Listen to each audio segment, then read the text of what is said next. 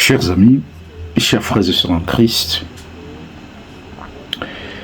c'est du jamais vu dans une église catholique.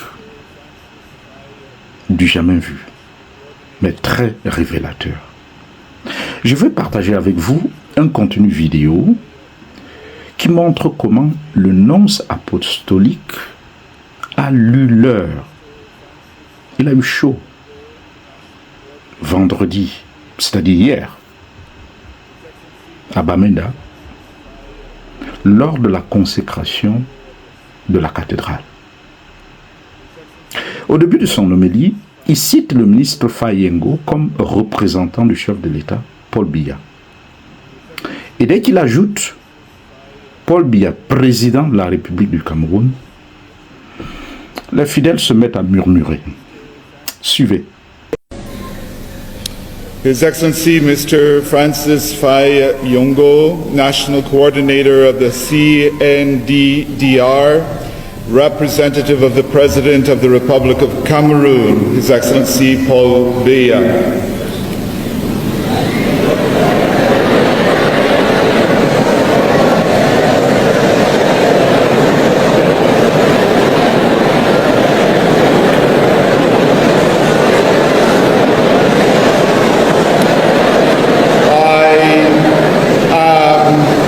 The Apostolic Nuncio to Cameroon.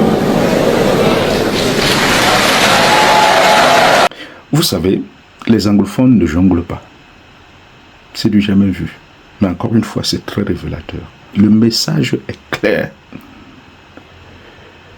Paul Biya n'est pas le président de la République du Cameroun. Et ce message, il vient d'en bas. Et constitue une interpellation du clergé, une interpellation des évêques qui sont dans les jupons de Paul Biya. Les fidèles ont clairement exprimé leur désaveu d'une diplomatie indélicate et insensible au combat d'un peuple. J'espère que le nonce a compris le message et que les évêques aussi ont compris le message. Il était très clair. Paul Biya n'est pas notre président.